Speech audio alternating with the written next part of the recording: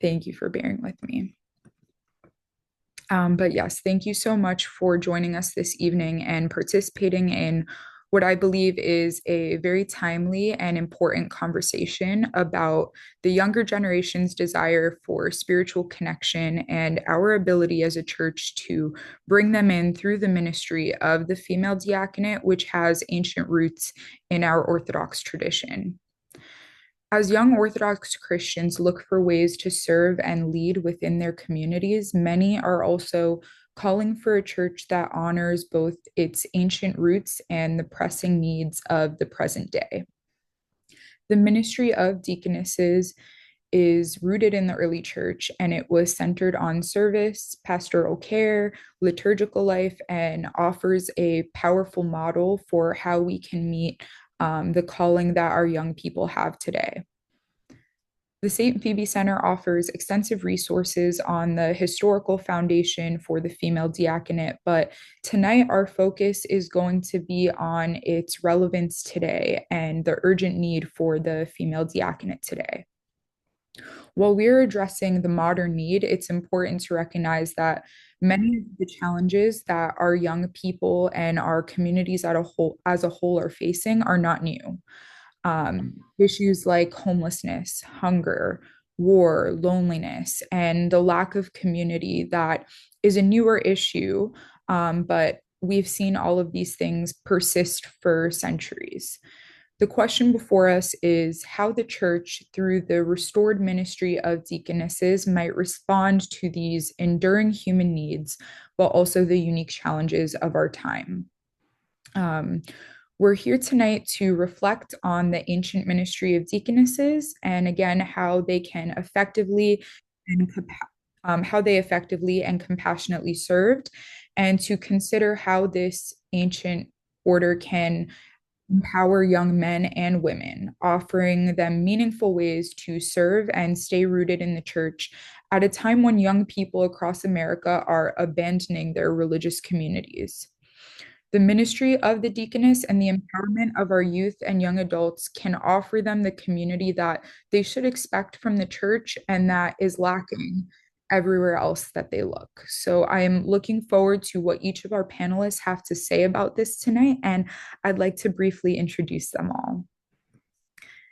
We have Amelia Anzulatos. She is an MA candidate in religion at Yale Divinity School, where she studies Eastern Orthodox political theology.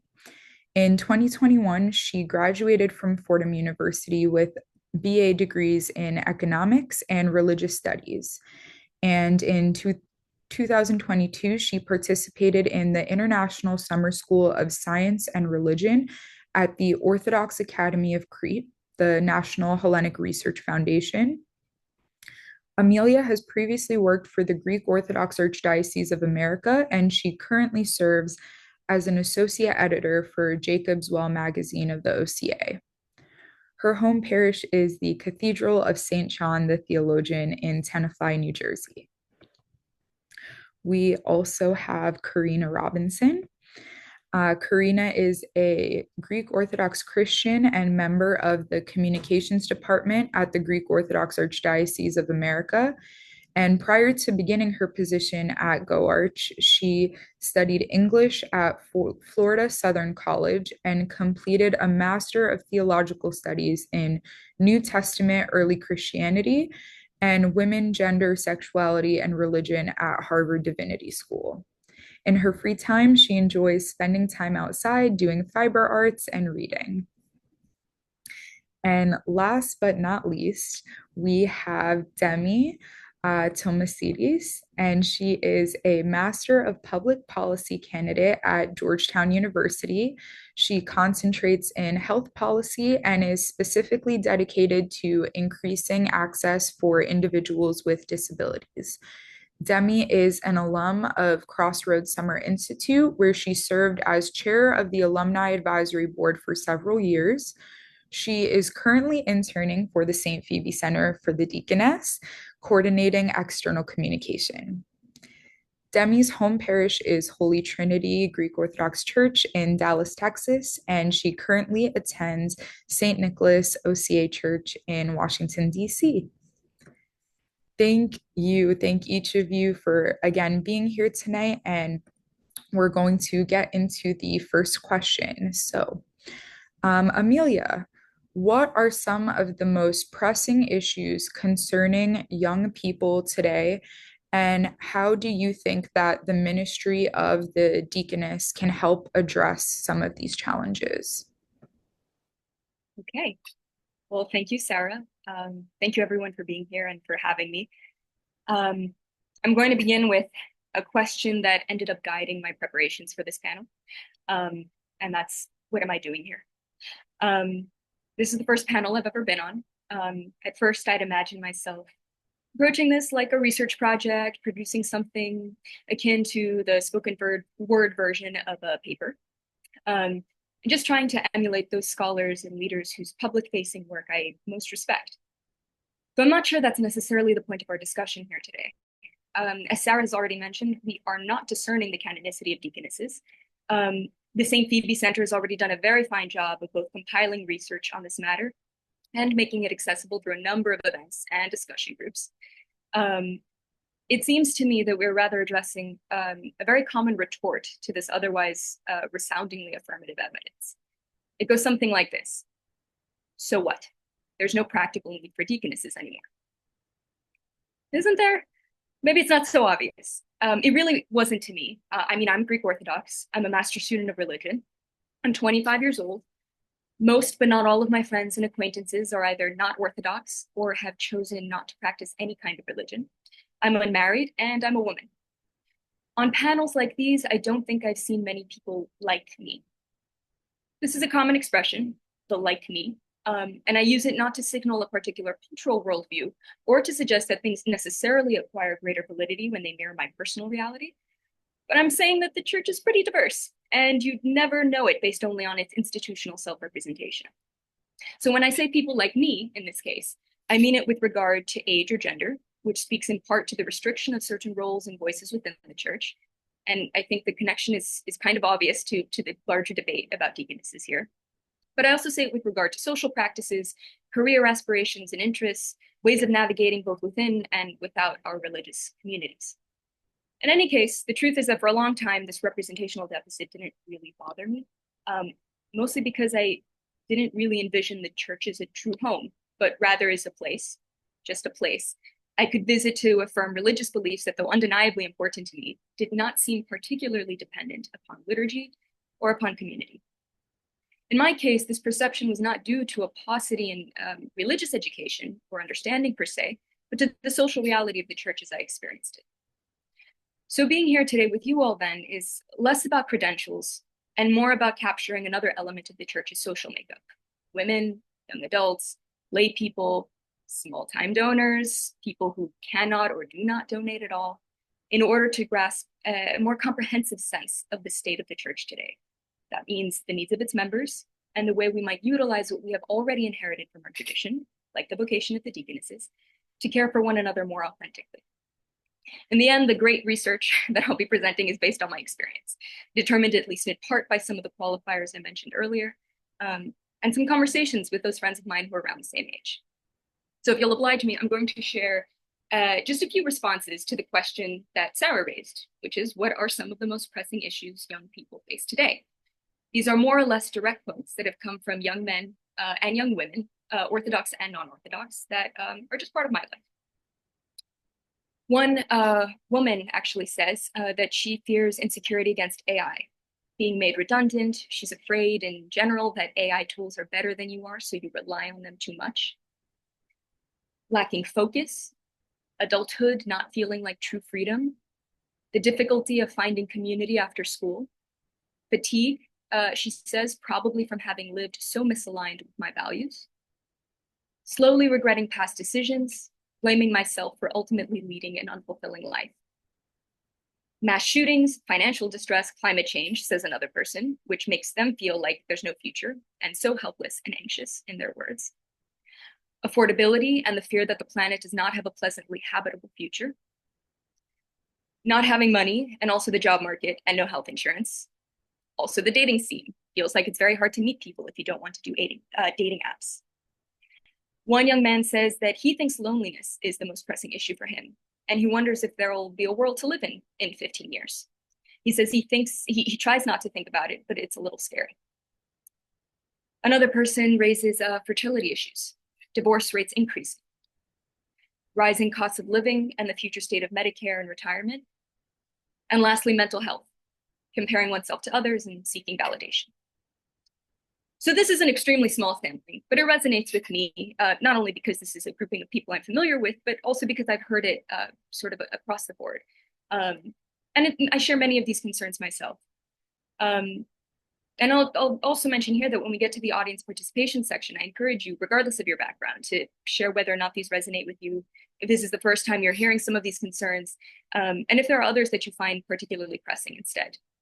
The ones I've listed run the gamut from the deeply existential to the painfully interpersonal to the highly material. And I could imagine that it might be difficult at times to understand how something like climate change can unsettle a young person on such a personal level. But I hear this very often.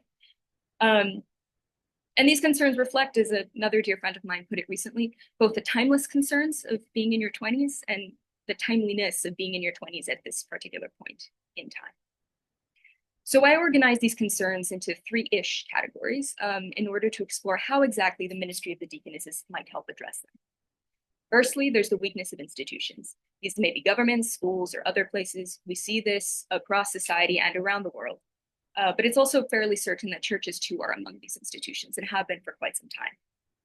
There's a sense that they're irresponsible, unaccountable, or lack the sort of participatory quality once expected of them. And directly tied to this perceived insecurity of institutions are some of the fears we just heard about planetary crisis, the ethics of war, healthcare, socioeconomic inequality. The questions of justice and material survival are often opposed to each other in the schema of an early career. Whether or not it's the case is another thing, but they are often positioned in such a way.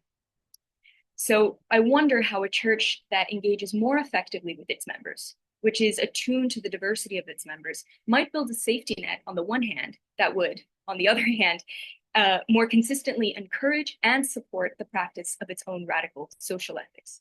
The relationship between a more systematic practice of care within the church and the responsiveness to those systemic or existential issues, and again, we can put this in quote, outside of the church, seems to me a positive and mutually reinforcing. We can say, for example, that there's nothing quite so abstract about an issue when it directly affects a particular congregation, or maybe even just one or two members in that congregation. This might be, for example, widespread health concerns and the development of environment-related illnesses. It might be a question of homelessness or housing insecurity, and the fact that maybe one or many congregants are making minimum wage and can't really survive. So the point is that these concerns that many young people are feeling at the personal level actually shed a lot of light on maybe how we ought to be approaching these issues as a church, right? They can't so easily be extricated, the personal issues that one might face, and seek help from at the interpersonal level within a church community, and the issues that are maybe giving rise to those concerns, that issues outside of the church, I should say, that are giving rise to those concerns. So this brings me to the second category, that of loneliness and isolation. This might take the form of yearning for community, for friendship, for a romantic partner. I mean, it's true that this is always harder after leaving a structured environment like school, no matter the highest grade completed, by the way. And while we've seen many, many dramatic headlines about the male loneliness epidemic, or how few teenagers are having sex, or the declining birth rate, and regardless of whether or not we're approaching these topics in the right way, the point is that they're tapping into something real. And it's something like the atomization of our society that many people have already talked about and discussed. And young people didn't grow up in a vacuum. We know it wasn't always like this. Experiences like COVID-19, virtual school. I graduated college in 2021, just right in the middle of all of that. And the omnipresence of social media, of course. These things have all complicated the way we meet and connect with our peers, as well as how we form intergenerational friendships. To this category, I'll also add some of the other concerns we heard about: mental health, fertility issues, and maybe some other ones that speak more directly to issues of gender identity and sexuality. In my estimation, these aren't really hot button issues so much as the reality of developing and exploring one's selfhood in relation to others. And in some of these cases, it's not only an issue of community building, but also of establishing connections with trusted leaders. Um, Notice that before I was talking a little bit more about the weakness of institutions and the insecurity that many people feel about them. And I didn't mention authority then. I didn't mention the question of authority, of needing a trusted authority figure. Here, I think this plays a little bit more of a role. Again, I wonder how more diverse leadership would facilitate a diversity of outlets for pastoral care and community building and outreach. It seems to me an obvious example that a female community member, for example, who's experienced sexual trauma, may feel deeply uncomfortable speaking with a male clergy member. And there are easily many other possible examples of members with experiences that are either underrepresented in the community, which is normal, it's natural, or people with experiences which cannot be accommodated either by the pastoral training of clergy or by the sheer bandwidth of clergy. And I think Corinne is going to talk about this a little later on, just about how overworked clergy are. So finally, I come to the question of attention and focus and its intimate connection with technology, whether that's social media or this, burgeoning AI tools for mass use. The connection between mental health, loneliness, the existential crises that many young people are bombarded with, and social media presence have been decently well documented and at least suspected for a bit of time now. A lot of it has to do with the way it affects how we process information, how we build endurance and patience, and how we relate to one another as persons and not just objects. The attentional practices and resistance against objectification have always been a part of our tradition, because seeking out easy solutions to the problems that are most persistent in our lives has always been an attractive option. Today, it often feels as though we are encouraged to seek easy fixes at work, in school, and in our social lives, at the cost of our cognitive abilities, the integrity of our very personhood, and the clarity of our priorities and values. One of my academic advisors, I hope he doesn't mind that I'm mentioning him, Dr. Telly Papanikolaou, said recently that the question nowadays isn't so much why God, but why religion. And it also seems to me that the proliferation of mindfulness practices are indicative of this too, especially online. It's almost like it's like a plague. You can't get rid of it. So I wonder, for the very last time here, how our contemplative and liturgical practices help to ground us when we know we need them. And here I'll interject again and say that I think it's a common misconception that young people don't know that this way of living and interacting with one another is unhealthy. Many of us know, many of us struggle with it. The problem is that we don't know how to engage in healthier practices, at least not on our own. So we can download a mindfulness app, or we can go talk to a therapist, and all of these things might be very helpful. But I think many people are seeking something else. And I think that our spiritual practices in the church offer a kind of purpose, a kind of discipline, and especially a kind of guidance, if leaders exist to provide that guidance, that many people would find quite fulfilling and quite helpful. So, how can Deaconesses help? The aim is not to make Deaconesses a catch-all solution to every problem young people may be experiencing. In fact, as I noted in the very beginning, this panel itself is an exercise in expanding our line of sight when getting to know who exactly makes up our church. And it's also an exercise in expanding the participatory practices of our communities. In a similar vein, both diversifying and expanding the avenues of pastoral care is crucial to addressing the varied needs of our congregations. And again, the degree to which clergy are overworked and declining in number is undeniable. But the ordination of deaconesses does much more, or I believe it will do much more than provide a population boost to clergy. The involvement of more people and different kinds of people, if they are so called, and if they are qualified, in the liturgy, is a way of deconstructing the rigid dichotomy between clergy and lay people, between men and women, rich and poor, able-bodied and not, children and adults, and the list can go on. We can think of another example. Deacons and deaconesses with experience in mental health and addiction services, or with a personal history of dealing with them, for example, might bring a special blessing to the ministry, to their own ministry. The point is not that, the point is not necessarily to say here that someone might be a good deaconess because she is a woman, or that expanding participation ought to be limited only to women, right? I think that's a really important place to start. And I think we're neglecting a large population, actually, both men and women, when we don't even consider this as an option. But the broader goal ought to be increasing participation in the church. And the liturgical element of the deaconess's ministry, by the way, may also serve as a safeguard against isolating the health and well-being of certain members of a community from the very theological integrity of the church itself. And my final point here is to say that all of this finally just speaks to one of the essential aspirations of an authentic church: unity. This is kind of the Orthodox brand of fragmentation and ethnic siloing and regional siloing, all of this stuff, right? But we see it also perhaps within just one congregation where it seems people are living in harmony, but the fact of the matter is that needs are very varied and they're not necessarily always addressed. And having greater participation or diverse participation in liturgy, in pastoral care, and in other segments of our church communities as well can only really help to bring us closer together and to care for one another in a way that actually makes sense and is authentic to what we believe.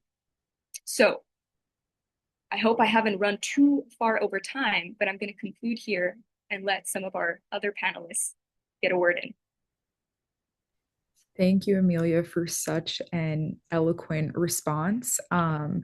I'm now going to ask our next question, which you foreshadowed a little bit. And I'm going to direct this to Karina. So, Karina, as we face an increasing demand for spiritual care and guidance, how do we balance the need for more clergy and better support for our clergy in the context, of deaconesses administering to young people? Yeah, thank you, Sarah. And thank you guys all for being here and listening to what we have to say.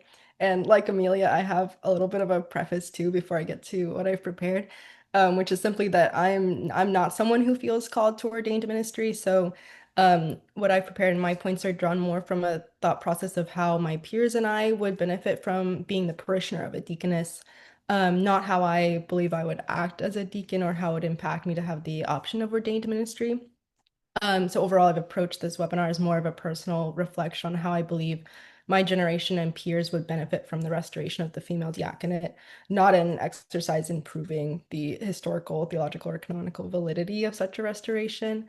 And my observations are drawn from my own personal and professional experiences, those of my friends and family, and my experience kind of wondering at these topics in my graduate study.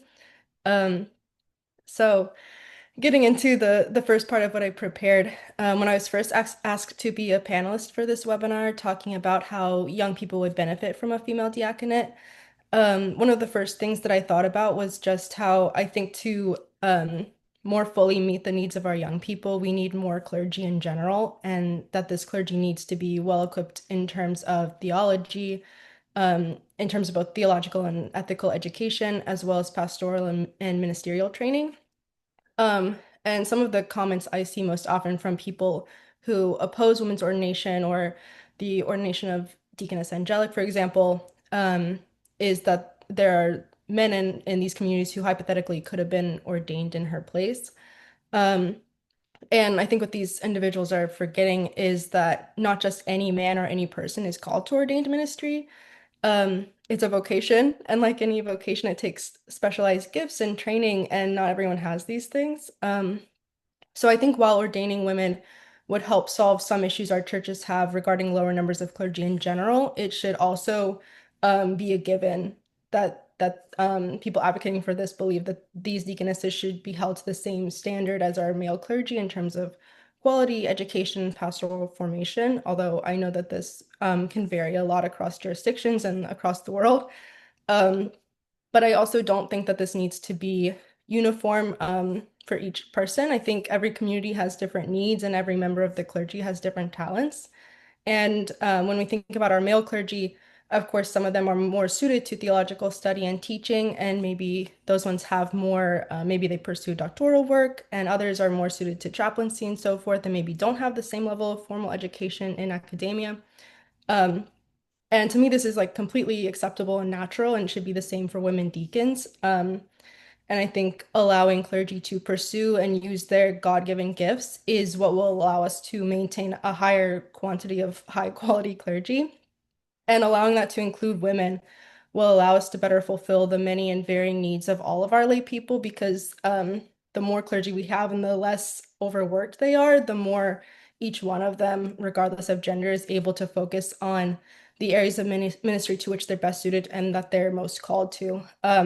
Like Amelia said too, like whether that's based on what their talents are or what their own life experiences are and that they can speak to more personally. I think all of that will they'll be able to serve those people better if they if we have enough people that they are not overworked and trying to fill all of these roles. Um, so my first point is just that everyone benefits from when we have more high quality clergy. Um, and I don't think that it's probably controversial to say that we don't have enough clergy, at least my experience is only in the US and primarily in the Greek Orthodox Archdiocese.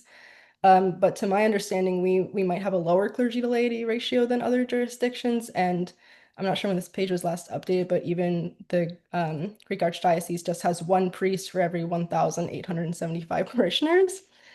Um, and I feel like this ratio is undeniably ill-equipped to fulfill the needs of our parishioners. In my experience, Our Lady generally desire far more access to their parish priest and far more closeness with a spiritual father than our clergy can provide to their entire parish or even to every parishioner who actively seeks this out and asks for it. And, of course, there are plenty more parishioners in every church that doesn't actively go to their priest and ask for more time. Um, and I think this ends up meaning that or at least in a lot of circumstances, priests end up being able to provide this pastoral care to the members of their parish with which they can naturally connect more easily, whether that's due to demographic factors like age, gender, or language, or more intangible factors like just which personalities mesh best for their manner of spiritual care. So as a result, some faithful in every parish are falling through the cracks and lack this crucial relationship with a clergy member. Um, so even if all of these 1,875 parishioners were divided evenly, of course, some of those people don't actually come to church. They're just like technically a member, and others attend but don't actively seek out for the relationship. But I personally believe that there are a lot of them that would do so if the opportunities and resources in terms of the clergy's time actually existed. Um, and in my opinion, children and young adults may especially benefit from increased clerical resources. I believe that the individualistic nature of US culture often includes a deprioritization of non-immediate family or extra-biological relationships, especially for children, even though it's very beneficial for them to have close, consistent relationships with adults other than their parents. In the US, we often live far away from our extended family, and we're not always close with our neighbors. So children end up only having consistent access to their parents as adults and sometimes teachers. So women deacons would be a visible, trusted, formal leader in their communities and give more young people access to these crucial relationships, again, just by the factor of expanding the number of clergy that we have. And children, I think, need these trusted adults to help build their senses of self outside of and alongside their families. And women deacons can help ensure that this formation includes religious and spiritual guidance. And formalizing this role through ordination both provides appropriate oversight and makes it easier for young adults who may be more shy or more isolated to approach them. I think it's harder to just find any especially when clergy don't have time. I think it's more difficult for people to find who is a trusted spiritual lay leader in the community, because especially if they're like someone that's new or they're not as integrated into the community yet. So having a formal role makes it easier for people to have access to those relationships. And then once they're older, adult women can also benefit in similar ways. So similarly to what Amelia said, I think women deacons may be able to provide superior pastoral care to women struggling with challenges of fertility, childbearing, and motherhood, and can also provide safer or more comfortable spaces for discussions of sexual assault or relationship abuse for survivors of any gender, given that the vast majority of perpetrators are male regardless of the victim's gender. And while, of course, in some circumstances, male clergy members may be able to provide equally beneficial or even better support for these issues, in many other cases, the lack of option for speaking to women clergy may discourage women from seeking pastoral care at all for these struggles. Um, Personally, I've heard way too many stories of women telling their priest about abuse or assault and being told that they're to blame or that they should simply pray about it more or become more submissive.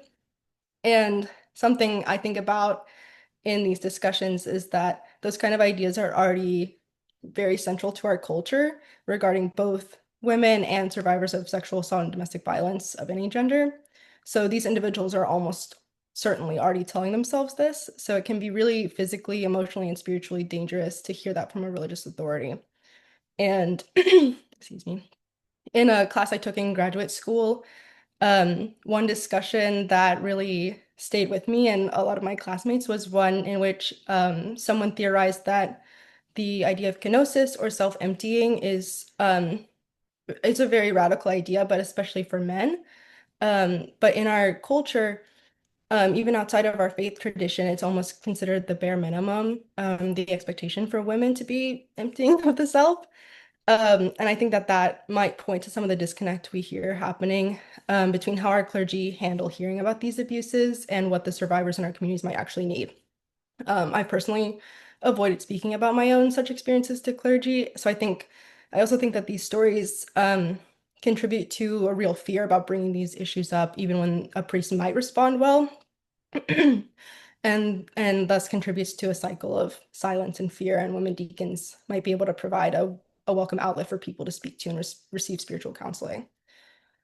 But overall and in general, I think women need the support and guidance of their fellow women. And while this does and will continue to take place on an informal level, women deacons, like I said, would allow for more oversight if necessary, help ensure that this work is theologically grounded and ministry minded, especially um, I assume that the restoration of the female diaconate would include requirements for theological education, which of course doesn't exist for lay women leaders for the most part. Um, and this would also allow more women to access these relationships without having to depend on whether they already have a connection with women spiritual leaders in their community. I'm personally lucky enough to have had Orthodox women in my community that I felt comfortable speaking to on these issues, but I know that there are many among us who may not be so lucky. And lastly, regarding young people in particular, having more ideally high quality educated clergy will allow our churches to more effectively respond to the needs associated with our recent influx of converts, many of whom are young men. So I believe any conversion should receive the consistent attention of parish clergy as well as thoughtful, meticulous religious education. And this conversion experience does exist in some areas in some parishes. But I think we all know that in many other parishes, our priests don't have the time or the ability to effectively provide this. And ordaining women deacons who may feel especially called to religious education will help our parishes meet this need in particular. So once again, just having more clergy to go around allows all of our clergy to use their gifts and callings in the way that they know best and will help us more effectively fill in the gaps in pastoral care that we currently see happening in our parishes. So to conclude this part, opening ordination to women via the diaconate could effectively, eventually down the line, double our clergy and allow far more of our faithful to experience close connections in pastoral care and ease some of the burden from our clergy who are already spread so thin. So parishioners and clergy alike of any gender will benefit from this increase in resources. Thank you very much, Karina, for your insights. I'm looking forward now to hear what our next panelist who is to speak, Demi, has to say. So thank you again, Karina. Okay, Demi.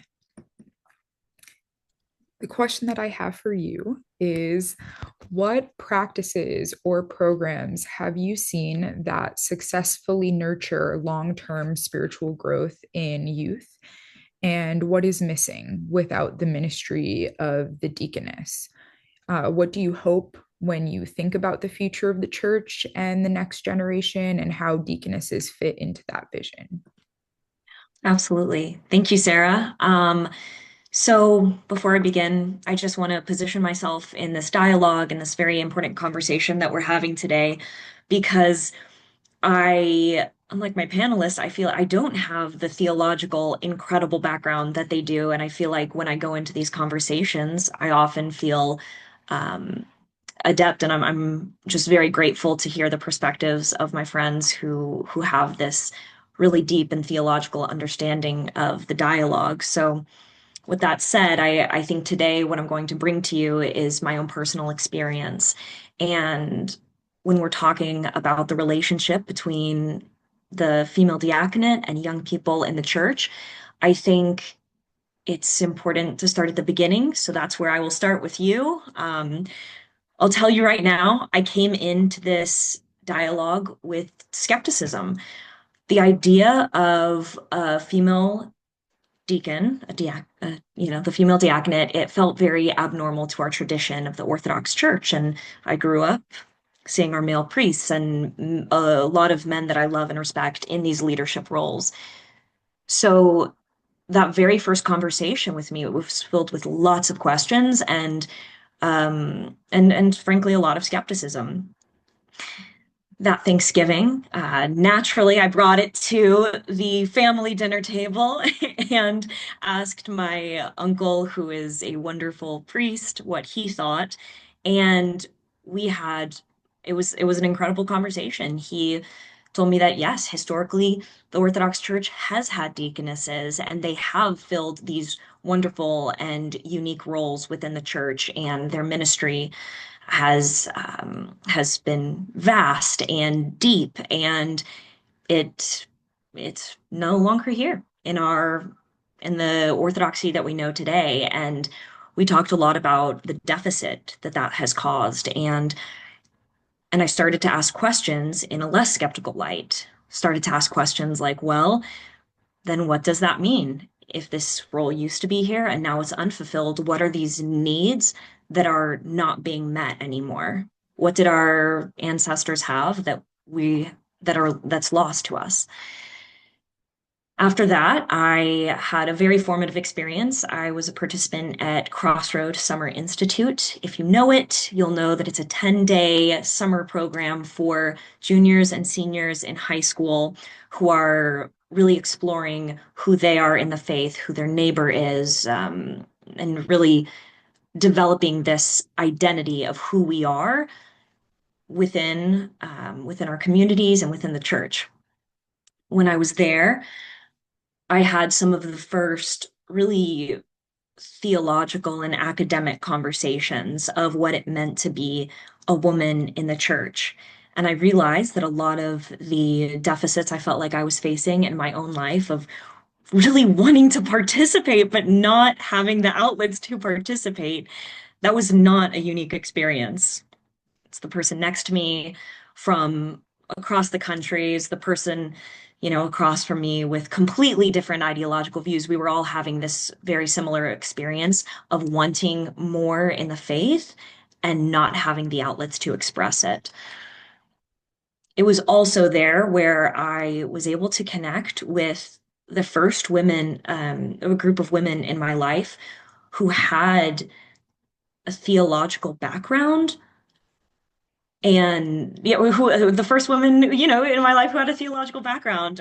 Before this, a lot of the Orthodox women in my life who were guiding me so well were my family members, right? My mom, my wonderful aunts, other people of my congregation. But we weren't having conversations that were linking to the theology of the church. And so some of those deeper conversations of how this connects spiritually and theologically, it was harder to hit that next level. So at Crossroad, I was able to connect and have debates like, what would a deaconess bring to the Orthodox Church? Merits, repercussions. And that was a very formative experience for me and really set up this this conversation that we're having today. I think I'll conclude after that. I came back home, went to college, went out into the world, and I had several friends with experiences and some of my own with sexual assault and different just different difficulties that life throws your way when you're out in the world. And I wanted to have these conversations to work through this in an Orthodox environment, but was having a very hard time bringing that conversation to my priest. It felt like there was a entire, a huge gap between understanding between me and my priest, the person that I wanted to talk to about this. I would have to explain myself and explain the situation and how I was feeling before I could even begin the healing process and understanding what all of this meant in an Orthodox context. And at different points, that felt insurmountable. So I was very, very lucky to have a couple of Orthodox women with a theological background who I was able to call on during that time. And I know that not all of my friends were as lucky, right? This is a very unique thing to be able to have an intimate and difficult conversation with an Orthodox woman, and they also understand what it means on a deeper theological level, right? And I feel very grateful to be able to call on a network of women to help move through that.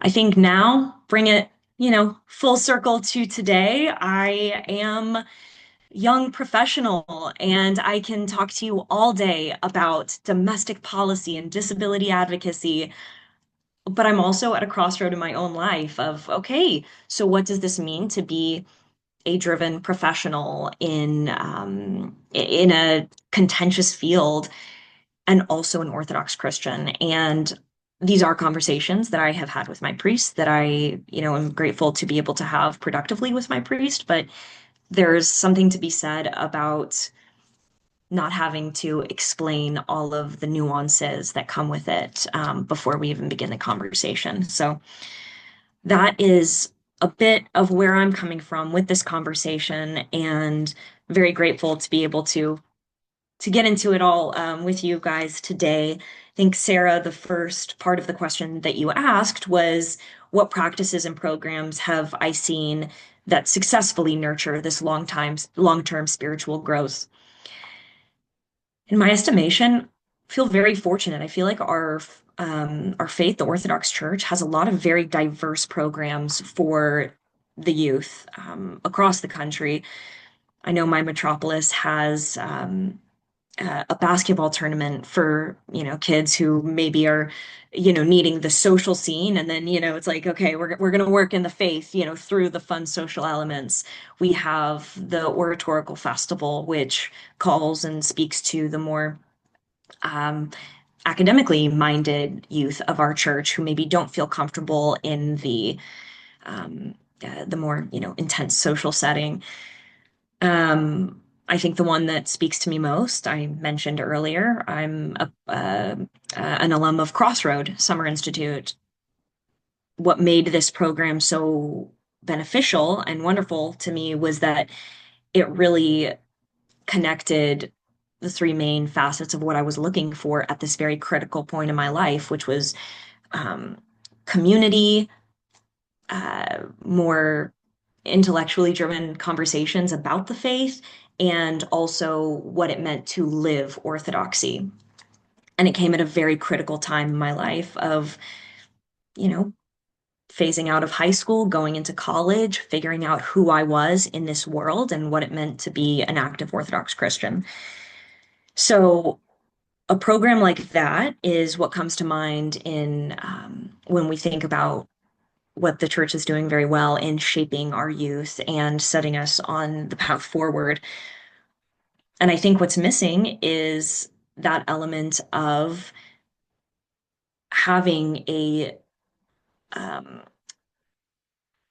a woman in a leadership position who has the background of, ministry, right? She's been through the program. She understands um, all of the elements of what it means to be able to have a pastoral care ministry.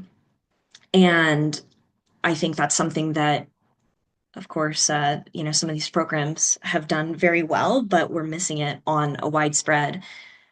Some of these programs like oratorical, some of the judges have had wonderful conversations with the judges about this topic. And um, I I know that these women exist and they are wonderful, but it's a smaller group, right? It's a very unique person who has gone through this theological training, and an even smaller group who's been through the pastoral training as well on top of that. So I think what we're missing is the widespread ability to call on someone who has this full package. Um, the second part of your question, Sarah, asked, what gives me hope when I think about the future of our church and the youth of our church? And I'd like to just say, the youth are doing amazing things right now. Across the country, there are some incredible programs that are happening, and it's because we see gaps in our faith, in our communities, and we are filling the gaps. We are driven to fill those gaps. I There is a person who I have never met before, but she seems like the coolest person ever. Savannah Foster. She saw a gap of the liturgy. The liturgy is not accessible for those who are deaf and hard of hearing. And so, what did she do? She translated the liturgy into American Sign Language. Have some other friends who realized after we graduated from college, going back to my panelist points from earlier, there's an epidemic of loneliness happening. It is hard to meet other people. It is hard to find those connections, particularly in the church with other people. So, what are my friends doing? They're filling that gap. They're starting an alumni program of, um, you know, former OCF students who are now interested in who want to continue that and keep those connections going. So it's incredible to see the drive and talent, people using their talents for the church and for to fill these gaps. But once again, we don't necessarily have, it's unfair of us to ask our clergy who are already stretched thin on bandwidth to support these programs. And we don't, um, and the lay leaders of our church don't always have the ability and skill set or tools necessary to support these ministries in the way that we need to. So I think it feels like a pretty clear solution of if we want to support some of these really incredible creative advocacy and programs that fill these gaps that we see in the church. A very clear way to make that happen is to support the female diaconate and expand the ability of our church to be able to integrate some of these programs into our everyday lives and into our faith. So I think that's where I'm going to leave it now, but I really appreciate everyone on this panel today and excited to keep the conversation going. Thank you so much for this response, Demi. It's so true what you said about filling the gaps. And we have seen this in so many programs, like some of the ones that you listed. There's Orthodox Volunteer Corps for not just youth, but young adults who want to continue serving the church. There's in the Greek Orthodox Archdiocese, the United Nations Girl Delegate Program, where teenage girls have the opportunity to engage in advocacy on an international level. And, it's very true that there are different perspectives, like what you spoke about. I'm so glad to hear that you had the opportunity to participate in many of these programs and feel a close sense of community. But for our youth and young adults who maybe don't know about these programs, but would 100% participate or love to be a part of them, I really like what you said about how this is why we need leaders who are going to guide, again, our youth and young adults into the spaces and direction that they need to be going so that we can keep them within our community and make sure they feel supported. So thank you very much for your remarks. We're going to go back for a moment to Amelia. I have one more set of questions for each of you before we open it up for our Q&A. So I would ask our audience to prepare any questions that they have for when we do open the chat up. So, Amelia, how can the ministry of Deaconesses foster a more inclusive space for young people who desire community and spiritual support, especially in a time when they may feel disconnected from traditional religious structures? We talked a lot about things related to this question tonight, but I'm curious if you could tell us something specific about how the ministry of the deaconess could, bring us together and have a more inclusive community for our young people. Well, I think going back to Demi's discussion, is oftentimes it really is just finding one person that you can connect with. And that means that in a really big institution that you may have, I don't want to say you may have feel slighted by, but a lot of people do. I mean, to be honest, a lot of people feel that way. Either it's a sentiment they've experienced, inherited from their family, or it's something that they've experienced personally. Sometimes it really is just a person-to-person thing. And that's the thing about all ministry, I think, right? Like, we want to systematize things and we want it to be standardized. And I think that we really need to do that in some way. But on the other hand, it's really about just what we need to systematize really is just the opportunities for interpersonal connection between ministerial and liturgical leaders and members of the congregations.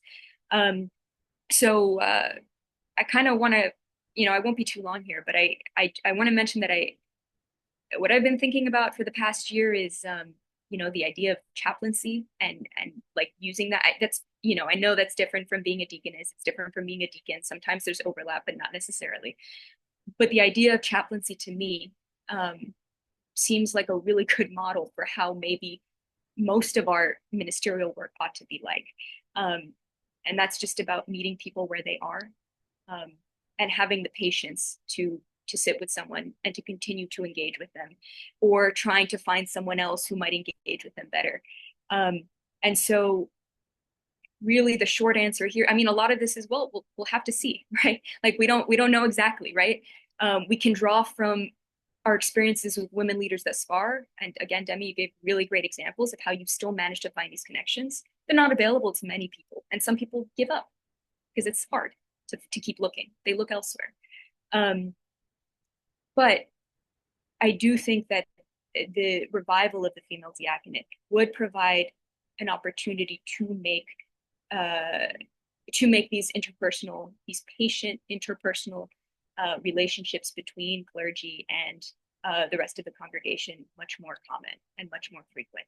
It's not just about the increased number of clergy, which Corinne also mentioned, but also higher quality, right? People who have the background. And ultimately, I really think this is all just about meeting people where they are. I'm working I'm interning with a nonprofit this summer. It's a homeless shelter. There's a lot of case management and social work. It's the same idea, right? Like a person-centered principle where you're just patient with people. And often I wonder, well, if this nonprofit's not going to do it, who will do it? The real question is, if the church is not going to do it, who's going to do it? So I really think that just expanding who can participate in this kind of ministerial work in a very intentional way, in a way that allows them to be qualified without having to struggle, right? Or to volunteer, right? And manage all these other things that are going on in their lives, to really devote themselves to this kind of ministry. I mean, I think that's how we can make this a more inclusive space for young people, and connect to people who are seeking connection, but maybe haven't had the best experience in the church in the past, or just don't know how to access that support. Thank you, Amelia. Thank you very much. I'm going to move to Karina now to ask in another question following up what you were discussing earlier, and continuing a bit from what Amelia was saying, how, um, you know, some might say, well, okay, we've talked about all these issues that are present and this need for community and drawing people in, and how we're not doing a great job of that right now. Okay.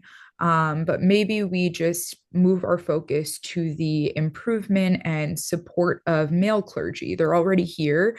And our male clergy are suffering or struggling to keep up. They're overworked, like we discussed at numerous points in this webinar. And we don't need to introduce deaconesses and make it more complicated. Well, can you tell us what is unique and what deaconesses can offer parishioners that male clergy perhaps cannot? Yeah.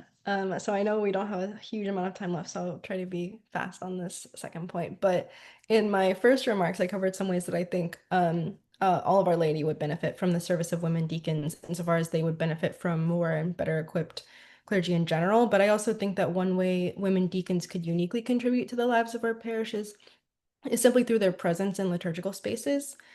So the near absolute norm of allowing only boys and men to fulfill the duties of altar service and liturgical service is one of the topics that I focused on in my graduate study, and one that I think about a lot. Um, so as maybe some of us here probably know, women's barring from the sanctuary is not a formal or hard and fast rule. That's been the case through all of our tradition, but right now it's kind of just the custom. It's not always been so. So in my research, I tried to explore what principles might inform this norm beyond like simple answers of like tradition and misogyny. And I theorized that a lot of the answer goes back to patristic anxieties about women's virginity and visibility, because I believe that women's current exclusion from liturgical service has roots in the very beginning of our tradition. I likewise believe that the restoration of women deacons with a liturgical role in particular can also have really significant, far-reaching effects beyond just an equality on paper in liturgical service. Um, and the current imbalance is of concern to me because through these exclusions, women often report receiving the message that they're the other within Orthodoxy, that they're extraneous to the tradition and its liturgical celebrations at its center, and that their bodies must be excluded from the tradition's most sacred spaces. And Orthodox women who raise this concern are often told that such prohibitions don't contain theological meaning. Um, but as one of my professors, Dr. Ashley Purpura, writes, pretty much everything in the liturgical context has the potential to carry theological significance because Orthodox generally believe that the actions and images in this setting are divinely participative. So in addition to demonstrating the tradition's androcentric tendencies, these messages can have a detrimental effect on women's spirituality, self-image, and their connection to their church communities. Um, and I think we can find some information about how women have been conceptualized within our tradition by looking at the two circumstances in which the contemporary church allows women to serve at the altar, either liturgically or to enter the sanctuary more generally, so in convents and to clean the altar. So for me, thinking about these two examples helped me also think about how modern day exclusions might draw upon early Christian and patristic ideas about female sexuality and visibility. That is, if the church is and has been uncomfortable with women's access to this area, what is it about these two circumstances that ease this anxiety? So I'm paraphrasing my research to like an extreme degree here. But regarding the former example, early Christianity's simultaneous preference for virginity and association of women with lust and sexuality might validate nuns' altar service on the basis of their celibacy. And on regarding the latter, patristic writers' belief that women should remain modest and confine themselves to the home so as not to tempt men into lust may validate both nuns' altar service and women's cleaning of the altar on the basis that in both cases, women are visible only to other women and maybe clergy. On the second point, personally, I've experienced some confirmation of the role women's visibility plays in these limitations through my work at the Greek Archdiocese. So during one high-profile liturgy, I was told that I couldn't stand in an area of the church with the rest of the press, which included at least 10 other writers, photographers, videographers, all of whom were men except me. And I was told that I couldn't be there because my visual proximity to the altar space would be inappropriate for the high-ranking clergy to see, which was not surprising to me based on this research, but it was kind of heartbreaking to have such an explicit confirmation of that. And unsurprisingly, there was no concern expressed at the clergy being able to see at the same time both the sanctuary and my male colleagues. And surveying patristic texts focused on women's bodies, sexuality, and visibility, you can identify various points of inheritance that are potentially at play in discussion of women's access to the sanctuary through liturgical service or potentially altar girls, such as fears of the sexualizing presence of the female body, the polluting ability of menstruation, and the inherent ability of women's visibility to tempt men to lust. So getting to the end of my thing here. Given that liturgical duties are among the most public of our clergy's work, at least, the public within the private parish community, I believe that the visible liturgical service of women deacons will have a very wide-reaching, expansive power. In a church where women's bodies have historically been viewed as dangerous to holy spaces, women's liturgical service becoming more commonplace can help to undo these fears and rebuild an understanding of Orthodox womanhood and femininity that doesn't carry with it these inherent associations of sin, otherness, and pollution, but rather recognizes women's inherent value and capacity for vocation and Christian devotion. And before I finish, I want to share another personal experience here that I think illustrates how even beginning to combat these associations on a smaller or more private scale can be really impactful. So just a day or two after the other experience I shared, a clergy member and I were working on something, and he stepped into the altar, and of course I wasn't sure whether I should follow, though the other non-ordained man working with us stepped inside without hesitation. And the clergy member came back to the door of the Deaconesses and he called me and said, Karina, you come too, it won't hurt anything. And on some level, I thought, of course I'm not going to hurt anything. But I also appreciated that when he saw that I wasn't sure, he didn't make a huge deal out of it. He simply gave me the permission that's, typically needed, treated my presence as normal and appropriate, and recognized the need for me to continue our work inside the sanctuary without any further discussion or hand wringing. And given the experience I had just had a couple of days earlier, when I had been really explicitly reminded of how my presence is thought of in our tradition, it was incredibly meaningful to be told just as explicitly that myself and my body are not something that take away from a sacred space. Um, so to close, of course, I believe that if any of our jurisdictions began ordaining women or officially validated women or girls' altar service, it would provide much needed formal recognition of women's ministerial and liturgical gifts, as well as just of their full humanity. But I also believe that the normalization of women's liturgical service and thus access to the sanctuary space when appropriate will have far quieter but equally impactful effects. For example, I think over time it could improve women's understanding of their own value within our tradition, help combat issues like disordered eating and self-image issues associated with sexual assault, which can be connected to early Christian beliefs about the inherent sinfulness of women's bodies, and begin to allow faithful of any gender and clerical or lay status to view women and women's ministry as equally natural and equally sacred to their male counterparts and equally at home in our tradition. So in summary, I think there's an unimaginable harm done by teaching generations of faithful that the holiest space is an all-male one, and that women's bodies have something inherently wrong with them that they cannot enter or be seen even near that space. And though a lot of that harm can't be undone, I believe that the power of trying to reverse those assumptions will likewise reach further than we might immediately expect. Thank you so much, Karina, for these extremely important insights on visibility, and truly how the impact of these small interpersonal interactions can leave a great impact. And as we spoke about earlier, sometimes they can be make or break in keeping our young people in the church or pushing them away. And so we appreciate hearing about the positive and negative personal experiences. So thank you very much. Um, and I am going to direct this last question from me to Demi before we get to our Q&A. So again, I would ask our audience to prepare any questions that they may have for when we open the chat up. So Demi, um, what role do you think deaconesses can play in bridging the gap between the church's more traditional structures and the evolving needs of young people today? Thank you for this question, Sarah. I think the first thing that I think about when I hear this is that we have to identify the difference between big T tradition in our church and small T tradition, right? So there's the big T tradition, which is the doctrine. This is our faith. This is orthodoxy. This is who we are. And then there are the small T traditions that come with it. Like Karina said, women not going behind the altar, right? That's a small T tradition. That's not written in our doctrine of who we are. That's something that has culturally come about and it's become practice. So I think when I think about this question, I'm thinking about how the deaconess can bridge the small T traditions of our church. And as we know, there are some very rigid small T traditions in the Orthodox faith. As much love and beauty as there is when we walk into the sanctuary, there are it can be a pretty rigid environment for young girls, and that in turn makes it hard to fully be yourself, be comfortable.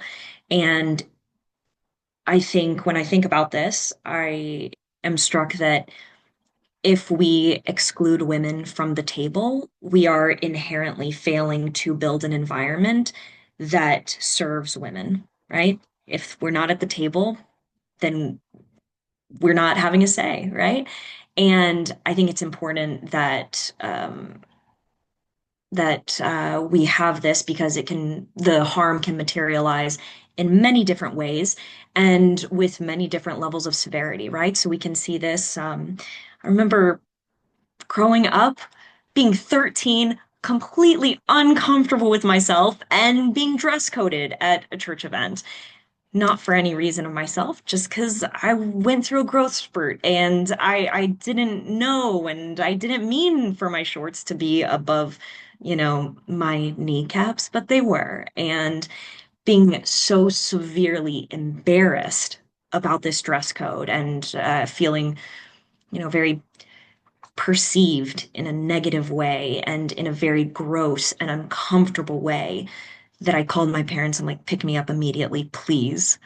I cannot stand one more second in this environment. And I left, and that was one night, two nights, three nights, where I was not participating in church activities because I was dress coded, which is a simple, small example. But I think if there was someone in a leadership position who was able to say, hey, let's not put the full burden of, a sexualized dress code on the girl. Like this is a 12-year-old girl, with shorts that, are, they're not too bad. But so I think that we can see it materialize in ways like that. And then going back to Karina's point, we can see this conversation materialize in ways that I think something that I've noticed in the parishes that I've been a part of is that the young girls of our church are not getting the same spiritual education as the young men.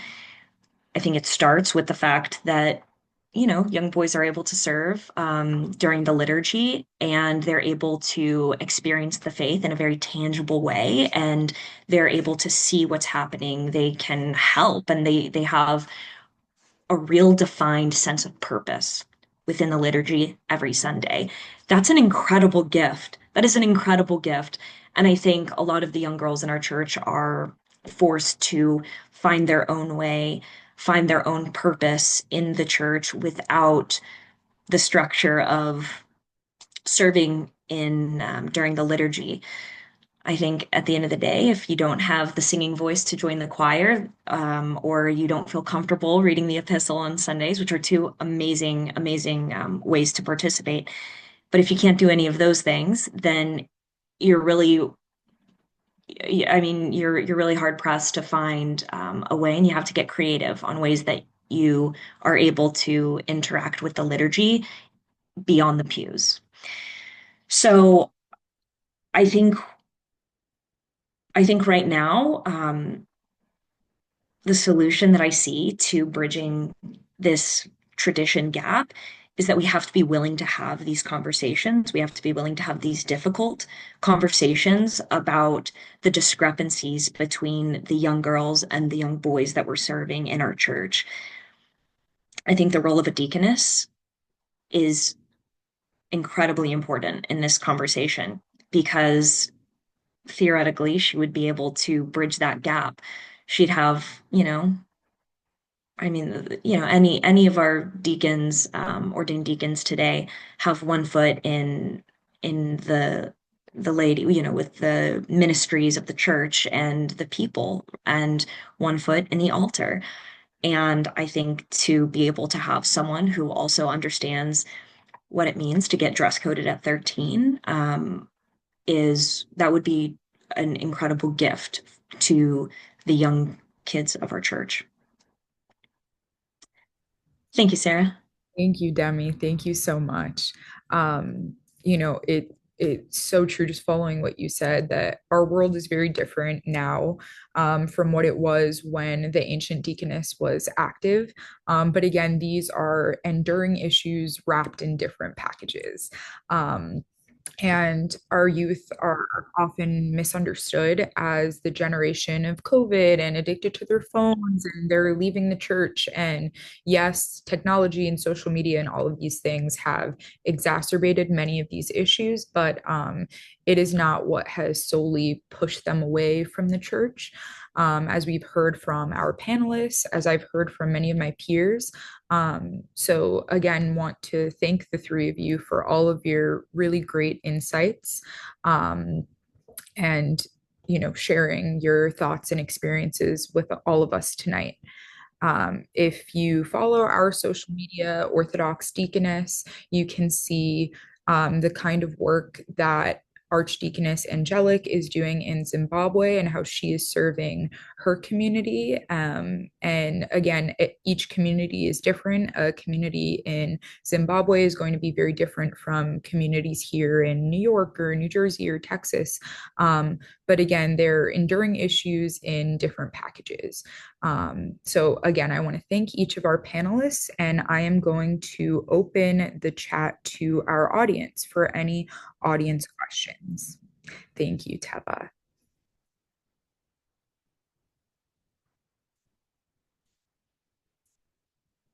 Thank you very much, Deacon Perry. We appreciate this. Very sweet. Thank you very much. And I do want to say thank you very much to our audience and everyone who has engaged with our material, engaged in this conversation. And I hope that anyone with a question or comment can make one now, because it's been a pleasure to have what can be a difficult conversation with all of you.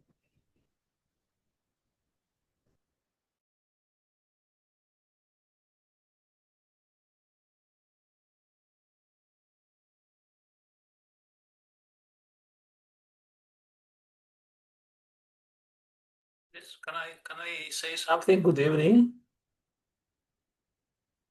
Yes, is this His Eminence? See it on screen. Thank you very much for the presentation. Thank you. Yesterday, it was, as you know, the feast of Saint Paraskevi, and the Ecumenical Patriarch Bartholomeus, he said, July is the month of women, and we celebrate 20 women in July. And then she mentioned the verse from St. Paul that there is no female or male in front of Christ, as the eschatology is our destination. I mean, eternal life. is the final position of our passing from these little moments in this life. One, our whole life, even if you live 100 years, is one moment in comparison with eternity. And so he mentioned the role of women in all the levels in education, but at the end, the last phrase, you are going to see, I hope, to be able to read in also in English, but his last reference of the role of women, he said, diakonikon, ergo, diakoniki ministry in the parish. At the same time, I read tonight one article from the graduation, from the program, the Diaconicon program of the Holy Cross. Is a special program to see the role of deacons. And I saw one photo, only men. So, first of all, for me, I realized that there is taboo when we're talking about deaconess. In the first apostolic church, there was no taboo because there were pastoral needs. So today there is confusion, but I like the points the speakers presented tonight. Your names they are very symbolic. Huh? Amelia means hard work. Corina, for example, to be devoted to God. Hmm? And, and the other name was uh, Antemi is Dimitra. Huh? Is it Dimitra? Yes. The, the production, the agriculture, huh? We depend all of us. And of course, Sarah, the leader, princess, huh? From the Hebrew. Huh? Anyway, when I was a youth, it was difficult to speak like you. And when I started speaking, they punished me. But when Professor, I think Paul is there, he knows about what we did in Sidesmos. In Sidesmos, we could come there to speak free. And what talking about now me is this is my 52 anniversary since I went to my monastery when I was 12 years old. Hmm? And in Syndesmos, we started speaking about the protection of the creation, about environment. But nobody could understand us at that time. It's not like today. So my conclusion from your wonderful presentations, you mentioned, I think it's Amelia, he mentioned the importance of unity in the church. This is the number one. First of all,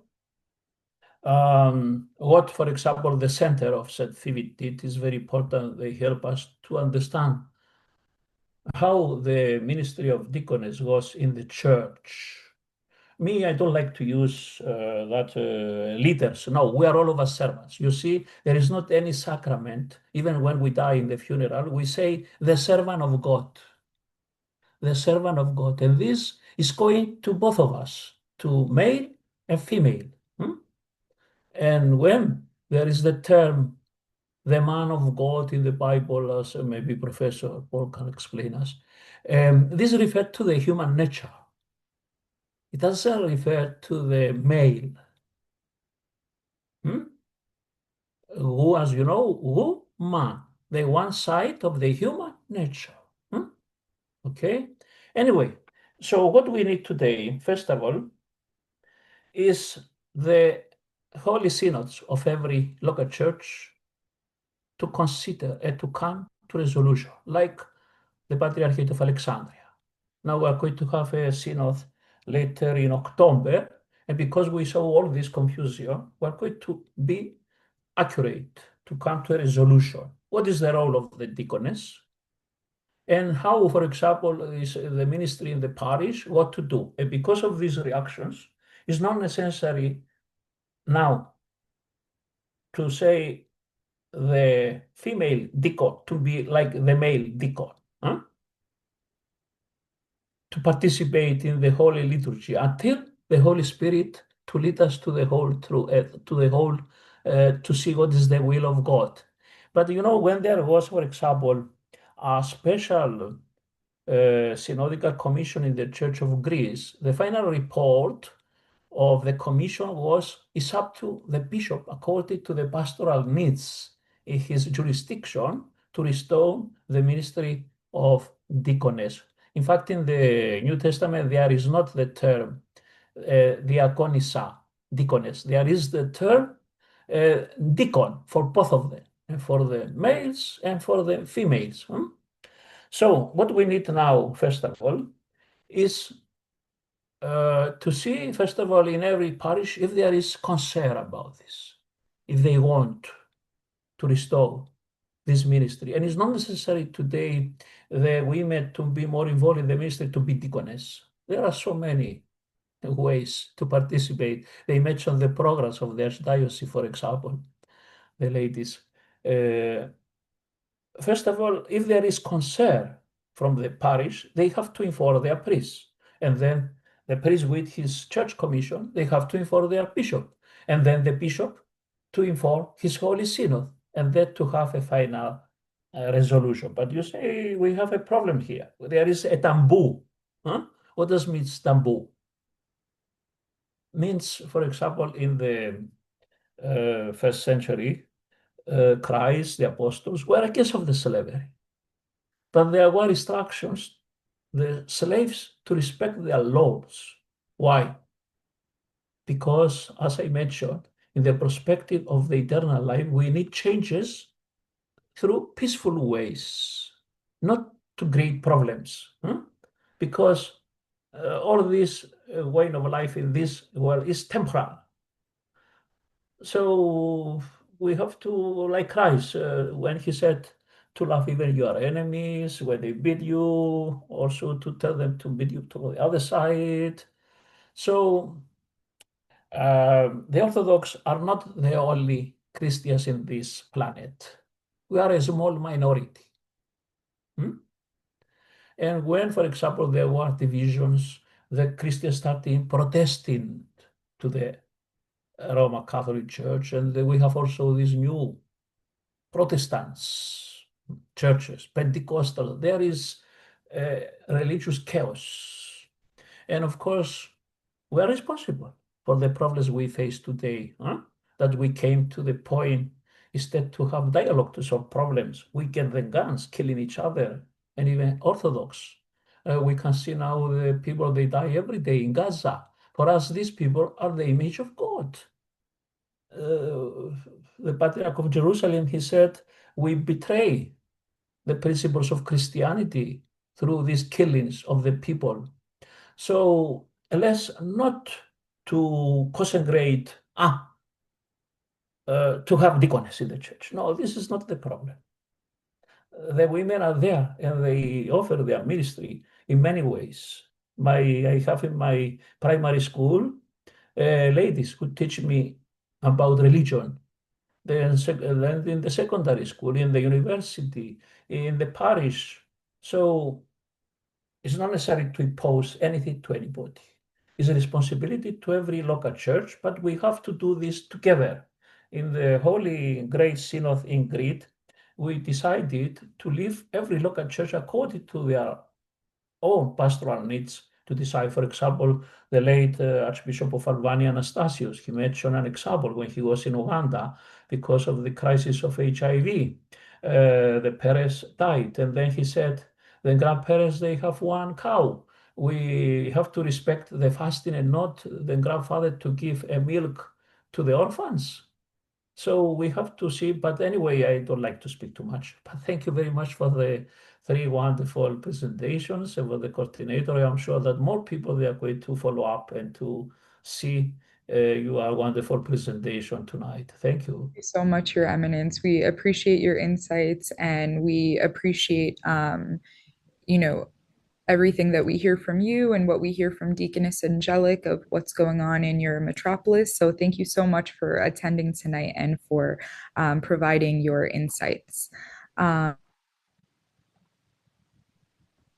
Have a few questions in the chat. I don't think we'll be able to get to all of them because we do have the end of this meeting for 7:30, but we can take 2, 3 more minutes and oh, sorry, technical difficulties. And I'll start with the first question I saw here, which asked what our parents' position might be on the deaconess and revival of this ancient order. Both of my parents are very supportive, and when I first told them of my work with the St. Phoebe Center and the first time that I was learning about the history of the ancient diaconate, it just kind of made sense to my parents. I was very lucky that they were very understanding and open and willing to hear about the history and understanding of that this has been in our tradition. And my mom is on the Zoom tonight, so I want to say a special thank you to her and thank you to my dad, and for their support in having these conversations because not everyone will agree, but it's important to maintain respectful and thoughtful conversation. So I'll pass it to whichever panelist would like to answer the next question. I'll answer. I think there was a question about the loneliness. That loneliness has been brought up a few times on this call, and I'll just say one more thing about that. I think that we're seeing, I'll start by saying, I think that men and women at this point, we're socialized differently, right? So, um, men and women are different, and a lot of that are the cultural and inherent ways that we're brought up and the way that society treats men versus women. I think when we think about loneliness for this generation, I think we can think about loneliness between men, and we can think about loneliness between women, and then we can think about loneliness between the two. And I think that it's an important point to say that we're at a place right now where we're really craving community. And I think that there are not always inherent spaces to explore that community. And there's not always an inherent place to explore community, um, for men to explore it with men in a very relaxed and natural environment. And same goes for women. And so I think that the best place that I've found these have been, you know, after church at coffee hour or whatever in a very natural environment. But I think that moving forward, if we hope to really retain the youth of our church and to make sure that they're being served in the way that we want them to be served, I think it's going to require a lot of proactive building of community and asking the young, people of our church, be they, young children or the young professionals in your church, asking what they want, what they need, and what they want to see, because it's going to vary between all, through all of our churches, and it's going to look different for each of our unique communities. There are unique needs everywhere. And so I think if we want to cure this loneliness epidemic that we're seeing, we need to be leading with questions, and then we need to be thinking of creative solutions on how to answer those questions in our own very local communities. Thank you, Demi. Thank you for answering this question. So, we have a lot of really wonderful questions in the chat, and unfortunately, we are running over time, but these questions will get answered. We have everyone's email addresses, so we will have the panelists send answers out via email. Thank you, everyone, again for your attendance, and I want to thank our panelists one more time for all of their really thoughtful and informative insights. And we have a gift for you from the St. Phoebe Center. It is going to come in the mail soon, but we have this image of a young altar server at this past clergy lady conference of the Greek Orthodox Archdiocese. This photo is by photographer Brittany Newman. So you each will be getting a copy, and as just a thanks from the center and from our audience, we want to thank our audience as well. Thank you so much for engaging in this conversation and for all the questions that you had, and for staying on to listen. Thank you so much. Thank you, Sarah. Thank you, everyone. Thank you. Have a wonderful evening, everyone, or afternoon, wherever you are. Thank you.